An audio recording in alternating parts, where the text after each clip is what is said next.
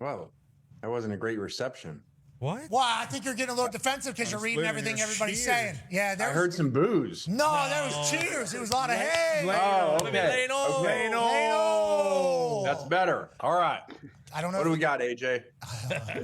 We got plenty of stuff for you, Coach. We got some stuff lined up right on deck. Hey, Coach, we had to strategize for this, okay? Because I think this is a beautiful time for you to give your side of this whole story. Because obviously we've heard everybody else's side on what you're doing and how this is all going. So I think this is a great moment for you to kind of explain why and how you think we got here as a whole. I will tell you, to represent the people who are pissed off, though, one of the boys, every answer you give, will be saying something negative immediately afterwards, like, boo, or you suck, or something like that, because they are representing somebody who hates you, okay? You just need to, in the essence of fairness. Now, I would like to let you know, thank you for coming in the middle of this time. I know you're in the middle of training camp trying to get a football team together, and obviously the block is very hot with everything happening at LSU Tiger and college football as a whole. Can you tell me how you think we got here with the 5-for-5 injunction in Baton Rouge, and now guys that are in NFL training camps are now playing back in college? Can you explain why and how you think we got here, Coach, from literally the epicenter of the entire conversation? Okay, that's a lot. Yes, kind of floor is yours, Lane. Yeah, and it's like a road game. We're going to get booed here by how we perform. I like that. Yeah. Bingo. Yeah. Yes, exactly. You're preparing for the road game in the season, SEC. I like it. Here we go. Okay. You know, these athletes, it's not just football. Okay, this is a lot of sports, and it's not one of these court orders where they go and get for one player. You know, this is over 100 athletes in multiple court orders in multiple states where judges have said that just this particular class should have been 5-for-5. From here on out, everyone gets, to sum it up, everyone gets 5 years from here on out. These players in all sports were supposed to get 5-for-5. They did not. So judges have found that the NCAA wronged them and they should have 5 years to play. Again, this is all sports. You have softball players that have left that went to summer pro leagues that are in this court order that are allowed to come back. And so in that, these players that won this ability to have the last fifth year, which has happened a lot as we think about all the court orders and injunctions over time. Usually they're specific for one player that allows them a fifth or even a sixth year, as significant players have gotten in the last few years. And so with that, they were allowed an entry into the portal so they could go somewhere, even though many people say they're not transfers because they haven't been at a school for 7-8 months. And so when that happened, that allowed coaches around the country to recruit these players, and a lot of us did. And I said to our staff, I said, whoever the first player commits to is going to be the poster child for this, for following this injunction. And so, you know, the player chose us, and a lot of people were recruiting him. A lot of people were offering him a lot of money, and he decided to come play for us. And so, you know, we were happy, but I realized this was going to come with it too. Boo! Okay, we'll leave that for another time because you just explained a lot of things there and how you're referencing other injunctions and how they've been weaponized and used, how other sports are also utilizing this. And I think one thing you mentioned in there that should be clarified, because I don't think it has been reported because your name has been attached to it, just like there's a LaneKiffin rule now on how and when coaches can leave because we're in this new era, this new time with free agency and roster building and what it is. You're obviously in the middle of that. You saying to your staff, hey, whoever's the first one to do this is going to be the one that's going to get attacked. I guess we all should have known, and you all knew it was going to be you. That's what I'm learning about college football, is you are going to be the one that's in the middle of it because Blue's not happy about it at all. Yeah, okay, Blue's not happy about this at all. He's a little bit upset about the state of college sports right now and wants that thing to get figured out. But your name being attached to it obviously gets it even bigger. But it also seems like LSU. Blue, enough, please. We're talking to LaneKiffin about college sports right now. Okay, Lane, it feels like, you said there was other coaches that were recruiting these guys as well. I don't think that's really been talked about. All that's ever been talked about is that you are benefiting from this, and LSU is benefiting from this, and the injunction was in Baton Rouge, so everybody just assumes, like, yeah, this was something that was literally set up and designed to benefit you. What you're saying is there's many other schools looking at these guys, you just so happen to be winning the recruiting right now, and is that how you are addressing it, as they're either playing for us or they're playing for somebody else? Yeah, so in there, a couple of things you brought up. that that an injunction in Baton Rouge where a court order was issued to allow these players. There's court orders in South Carolina, Georgia, California, Kentucky, all over the country issuing the same thing for these kids. And so we followed those, as many coaches did. Like I said, I told our staff, whoever the kid chooses, the first kid chooses will be the poster child school, not the first to recruit. There's all kinds of schools that recruited him. Ask Drew Rosenhaus's agent how many schools called and offered him a lot to come there, including our conference and including his previous school. But he chose us. And so I said, hey, when he decided to choose us, I said, just get ready, guys. This is going to come. This will be LaneKiffin, LSU, doing something that nobody else is doing. And there's a number of kids that have committed to schools that have been in mini camps, been in different camps, been cut. This guy was just happened to be the poster child of one that was just getting cut at the time coming here. Well, he's also a first-team All-SEC, potential All-American, and we saw some highlights of him playing with an NFL uniform, which is abnormal. Last question from me, Lane, before the boys and AJ have one for you. How do you feel about it? Is your take on it just like, if this is what the rules are, I have to do what I have to do? Is that your view on it? Or, because I've heard some other people come out, like the Big Ten has come out, the commissioner, and said, like, if you go to the NFL, you can't play in college. Allegedly, there's SEC and ACC meetings happening about the same thing. For you, your mindset is just like, these are the rules. What do you expect from me? My ass is going to get fired. I'm expected to win. Like, how do you kind of view it as a guy who's been around football a long time and can probably understand a lot of people saying this is abnormal for our sport and something we never thought would happen?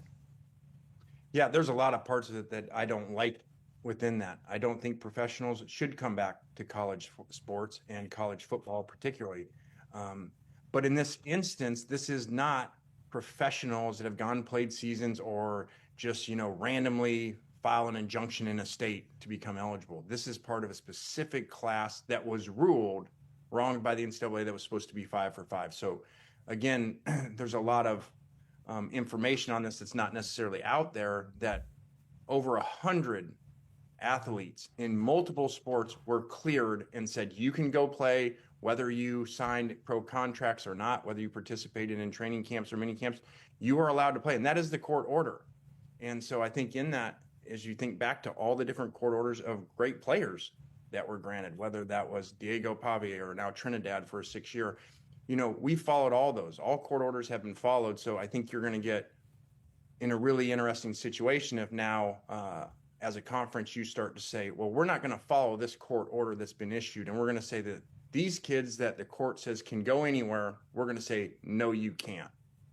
That's some issues there, Pat. Lane saying, you're setting precedent right now and picking and choosing which ones you like, which ones you don't like. That's going to be a fascinating story as you set a precedent here against. Doesn't work like that, Pat. You can't decide, hey, I like that injunction. I don't like that one. Like that player I kind of like, and I like the way that they got him eligible. And so we're going to follow those rules, but not these. That really doesn't work that way. AJ has a and again, on these guys, just for this particular class of group, these aren't pros that have been playing in the NFL that all of a sudden their career was over, just like, hey, I just want to go back. These guys were not told that they had 5 years in December, January when they made their decision. And these athletes all around the country in the different sports would have stayed for their 5th year.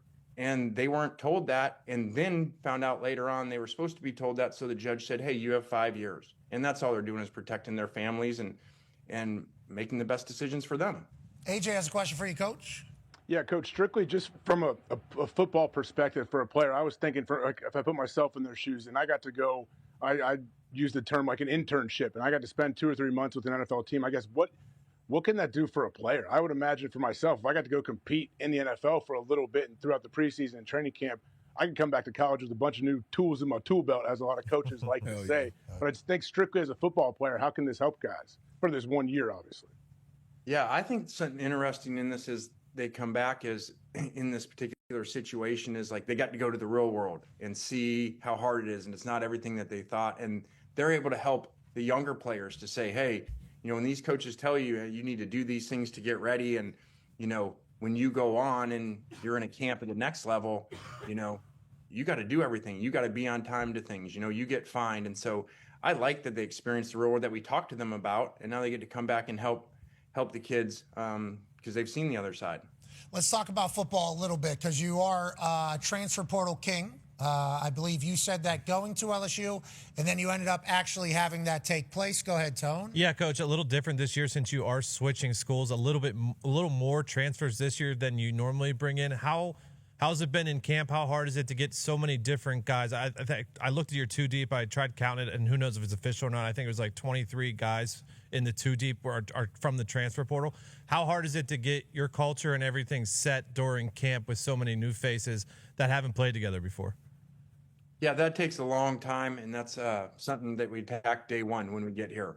Culture and changing things to fit how we do things. We're really unique. We're really different in how we do things in our whole program. And so as kids come in, they learn that. I think certain kids choose us too in their recruiting process, because they hear how we are. And so it's been really fun. It's been really exciting to be here. And on those new kids coming in, another misinformation on that as they come in and they come into a team, like we've told our team, hey, my job is to be in a relentless pursuit of competitive greatness for you as a team. And so if we have a chance to bring players in to help you win as a team, we're going to do that. And this isn't a situation where, people say, oh, well, then these other kids get their spot taken and cut. Remember, there's all kinds of things. Some teams are short and don't have a full roster. If you've had season-ending injuries in the spring or fall, you get to replace those numbers, and the other kids still stay on scholarship and have a spot. So, again, misinformation that other kids are going to suffer because of these kids coming back.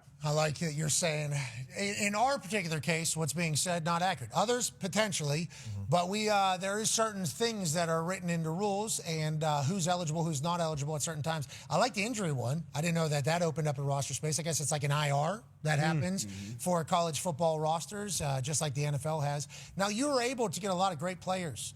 And it feels like the moxie and the swag and the culture down there at LSU is all behind you, from what I've been kind of hearing. I mean, Booger this morning was on TV with an LSU helmet right over his shoulder, and after Paul Feinbaum said, LaneKiffin is effectively just saying, to hell with football. I mean, he's saying football doesn't matter, going crazy about it. And then, Booger goes, hey, if these are the rules, what are we doing here? Like, what do you want him to do? He wants to go get it. I feel like LSU very behind you.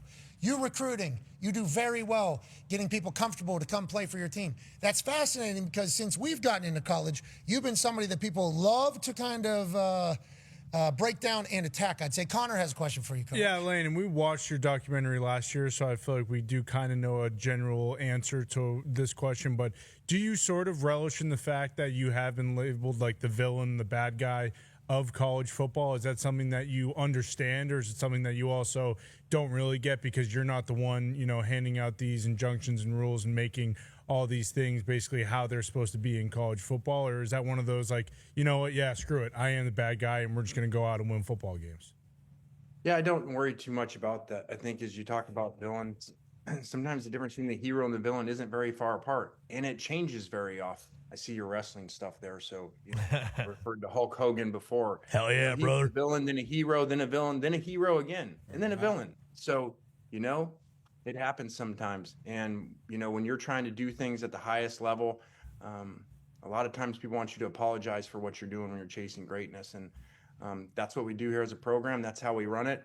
And our players know that. And I think our fans and administration, wherever been, they love it when you're there. And so they understand that you're doing the best for their program at the time so that they can win and they can have everything that they want and they're wanting to have on Saturdays. Okay, so let's assume that happens and your team is remarkable this year. Cannot wait for Baton Rouge to be upside down. I haven't really had a chance to be a part of a college football season with LSU in real conversation, real relevance. Going to be spectacular next Saturday. On that, now you talk about the administration loving you when you're there. Did you hear about the FBI dogs? Did you hear about this? Did you hear they ran some dogs through there? Did you have dog sniffer beaters on any of these recording devices you left around? Yeah, I didn't. Someone sent that to me yesterday. So Walker Jones, texting me to remind me that was 5 months ago when he did the interview. But people just love to happen to bring it up on the day when a player from Ole Miss that went to the NFL that goes to LSU. Wonder how that happened. Yeah, well, it feels like you are big business, brother. And talking about you is just that. Can't wait to see you on the field. D-Butt has last question for you about football. Yeah, Lane, you always get great production from your quarterbacks. I just want to ask you about your quarterback this year, Sam Levitt. If you are going to be great, it's going to start with that quarterback. What have you been most impressed by throughout training camp? Sam's competitiveness. He battled back from an injury and missed a lot of spring because of it. He's been great this fall. He's had great scrimmages, command of the offense, the way that he throws the ball, his maturity, and his focus on being great. And he's got a chip on his shoulder. He's really got a chip inside of him to prove some people wrong in some different things and prove he's the best out there. So we're just putting the weapons around him. So some people said yesterday, is LaneKiffin the happiest guy with the acquisition that they got on offense? I said, Sam's the happiest guy in the country today. I can't wait to watch what you do with them. Congratulations on being the topic of conversation every day, everywhere, about everything. This does feel like a very abnormal and unusual thing to see some NFL guys get back in there. This is the only time this can happen. This is the only time this can ever happen, right? This is the only time this has happened where they have won this injunction where they can go play. And I think whether you consider them pros or not, versus, okay, some had some mini camps, some have some training camp. They got this decision. They elected to go into this when they found out they were 5 for 5. That was before they were cut. So this whole thing that, it's just because they're cut, now they're trying to find a way back. This was done a long time ago that they entered this. We appreciate you, man. Good luck out there. Thanks for what you do for sport, brother. You keep it alive. Ladies and gentlemen, head coach at LSU, Lane Kiffin. Yeah.